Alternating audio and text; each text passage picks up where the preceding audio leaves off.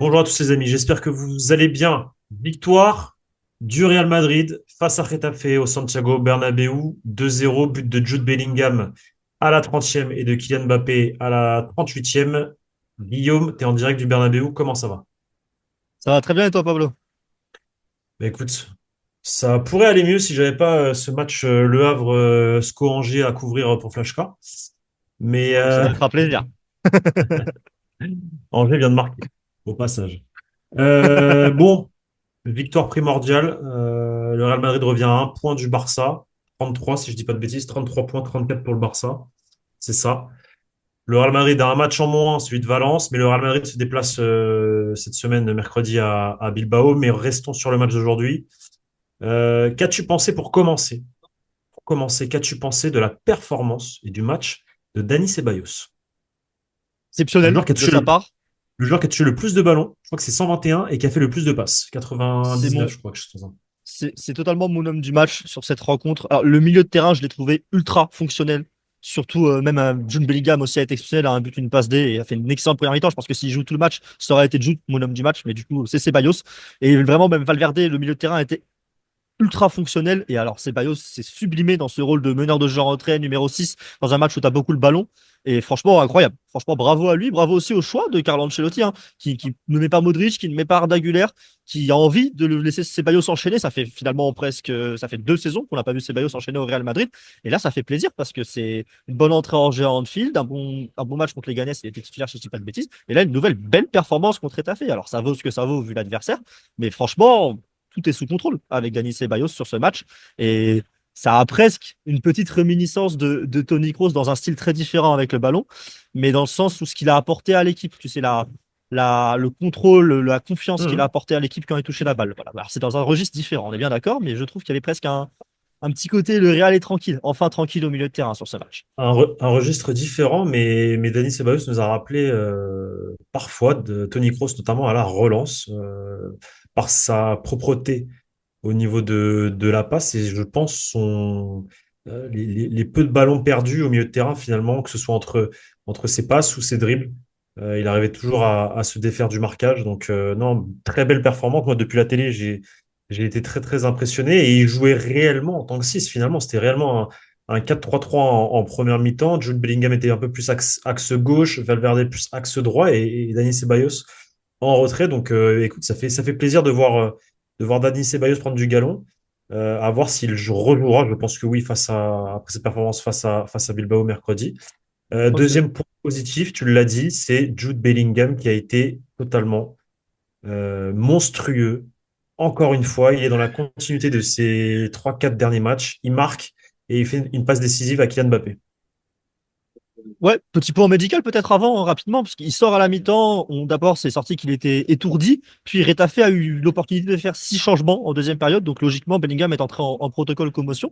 On verra à quel point c'est grave. En tous les cas, il aura des tests quasiment tous les jours pour vérifier que tout va bien. Et ça, on aura plus d'informations rapidement. Mais par contre, ouais, une première mi-temps exceptionnelle. Déjà, le penalty, bon, plein de sang-froid, mais c'est pas ça qui définit sa mi-temps. C'est juste qu'il a été le métronome offensif. Et j'ai vraiment eu cette impression il y avait deux cerveaux et un poumon piston avec Valverde au milieu de terrain et c'était magnifique comment c'était organisé. T'as parlé du protocole commotion?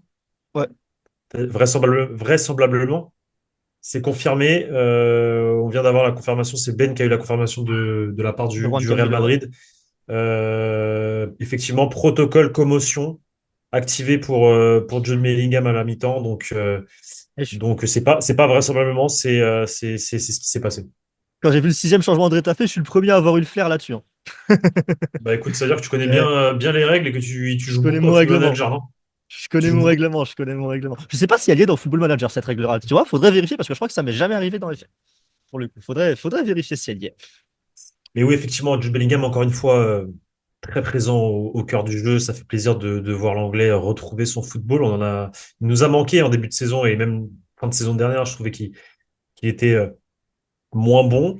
Là, très clairement, on est en train de trouver un Bellingham au top du top. Son penalty parfaitement maîtrisé. J'ai bien aimé le trash talk à David Soria, c'était marrant. Et bien sûr, la passe dans l'intervalle pour Kylian Mbappé. Kylian Mbappé, qui a raté énormément en seconde période, mais qui a marqué un but spectaculaire. Écoute, il met un but d'attaquant exactement comme ce qu'on a envie de voir de la part de Kylian Mbappé. Son contrôle n'est pas parfait sur son but. Enfin, on dirait qu'il veut quand même l'amener un peu moins loin, mais par contre, ça le met dans une position de frappe parfaite. L'enroulé est parfaite pour ton rentrant. C'est magnifique, mais c'est le seul truc qui est beau de sa part. Il a très bien dribblé le gardien, mais il l'a mis à côté après aussi, même s'il s'était offert. En fait, il s'est créé un deuxième but qu'il n'a pas réussi à marquer. Et pour le coup, je trouve que son raté quand même témoigne de beaucoup de choses. Et sa première mi-temps avant son but, c'est tout ce qui touche. Et malheureusement, ça se transforme en ballon rendu à l'adversaire quasiment. Et sa deuxième mi-temps, pareil, il rate des occasions. Son match est loin d'être bon, mais il y a un vrai pur but d'attaquant au milieu. Et ça reste ce qu'on demande à Kylian Mbappé, c'est de mettre un but par match. Et il l'a fait aujourd'hui. Donc le contrat, le strict minimum, le contrat est rempli, mais c'est pas rassurant, je trouve, ce qu'on a vu de sa part. Que ce soit son raté après avoir dribblé David Soria en seconde période ou même sa dernière action avec la combinaison avec Arda Güler, en fait, tout est bien fait finalement. Tout est bien fait, juste la finition qui manque parce que ouais, un attaquant en confiance, ce soir, il sort du match avec 3 buts. Bon, il a marqué un but, un beau but. Euh, Moi, je suis satisfait. On va essayer de rester dans le positif. Faut vraiment que ça va prendre du temps de toute façon. Ça va prendre du temps de retrouver le Kylian Mbappé à son meilleur niveau. Il y a du raté, effectivement. Il marque un but, le 10e d'ailleurs au passage, hein, cette saison avec le Real Madrid. Maintenant, voilà, patience. Restons sur le positif. Le positif, c'est que il a réussi à se créer des occasions. Mais c'est vrai que la finition n'y était pas sur les deux dernières notamment. Il y a eu un troisième face-à-face raté où c'est Soria qui stoppe le ballon sur une demi-volée un peu ratée de Kylian Mbappé. Ouais, Je ouais, c'est moins pense que c'est simple. la C'est moins simple à mettre, 76e, ça. 77. Un peu plus compliqué à reprendre. Mais bon, alors, c'est vrai qu'il n'a pas été dedans, C'est on va dire, au départ. Mais voilà. c'est qu'il y a des contrôles, hein. Moi, c'est les contrôles en début de Et match. beaucoup de contrôles ratés, effectivement. C'est pas c'est des contrôles de police qu'il nous a fait sur le début de la rencontre, quoi. C'est rendre la balle à l'adversaire systématiquement sur vraiment les 5 7 10 premiers ballons qu'il a. C'est le ballon fini dans les pieds d'un joueur de Retafe, quoi. Et c'est quand Mais même ce pas but, possible. Mais par contre, le but est mais impressionnant espérons, et j'espère qu'il va le relancer, ouais.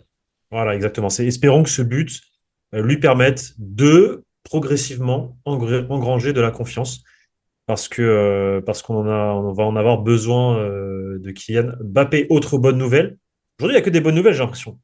Il n'y a que des bonnes nouvelles en vrai de vrai. À part les deux poteaux de Getafe, ils auraient pu réduire l'écart. Le Real Madrid a eu un peu de chance, mais il y a deux autres bonnes nouvelles. C'est la forme de Rodrigo, qui finalement a rejoué après sa rechute à la cuisse, sa rechute musculaire. Et le match de Raúl Asensio, sa première au Santiago Bernabéu. Ouais, Rodrigo en jambes, franchement, c'est propre ce qu'il a proposé. On l'a vu en jambes, surtout on le voit dans l'attitude. Il donne presque envie au reste de l'équipe de monter, de presser, d'être agressif quand l'équipe n'a pas le ballon. Et avec le ballon, bah voilà, c'est un joueur exceptionnel, hein. Rodrigo, on sait que techniquement, c'est du très, très, très haut niveau, même s'il n'arrive pas toujours à mettre tout bout à bout. Et là, ça fait plaisir de le revoir et ça fait plaisir de le revoir apporter à l'équipe. Et quant à Raúl Asensio, bah franchement, la prestation, elle est parfaite. Alors, c'est pas l'équipe du siècle en face, Non, bien sûr, surtout bien sûr. offensivement, parce que ça défend Mhm. plutôt bien Retafe, mais offensivement, c'est vraiment pas l'équipe du siècle en face. En plus, c'est Alvaro Rodriguez, qui est un gamin qu'Asensio connaît bien, puisqu'il était au Real Madrid jusqu'à l'an dernier au Castilla, notamment, et un petit peu avec l'équipe A.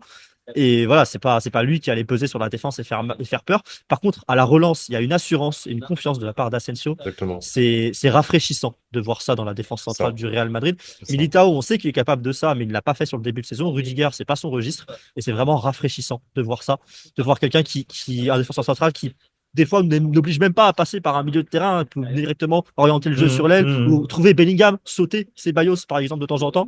Et non, c'est rafraîchissant ça et propre dans les interventions défensives, sans fioriture, sans quoi. C'est encore une fois tout ce Moi, qu'on demande finalement.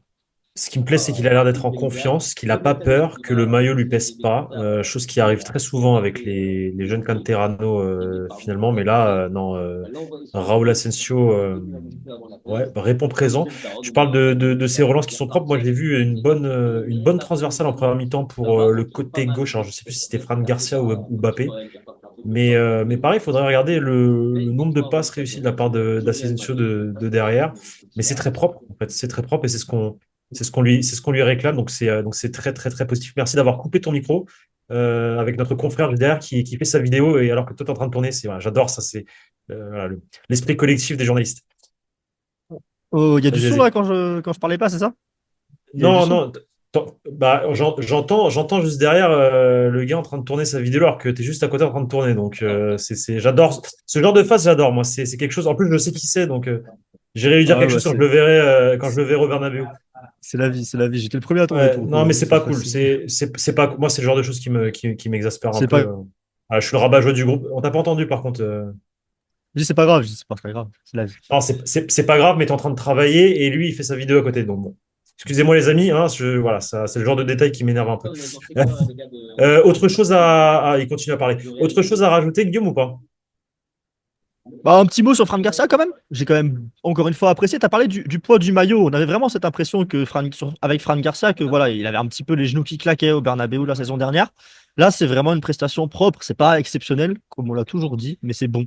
Franchement, c'est le niveau minimum qu'on demande à un arrière-gauche, surtout dans ce type de match.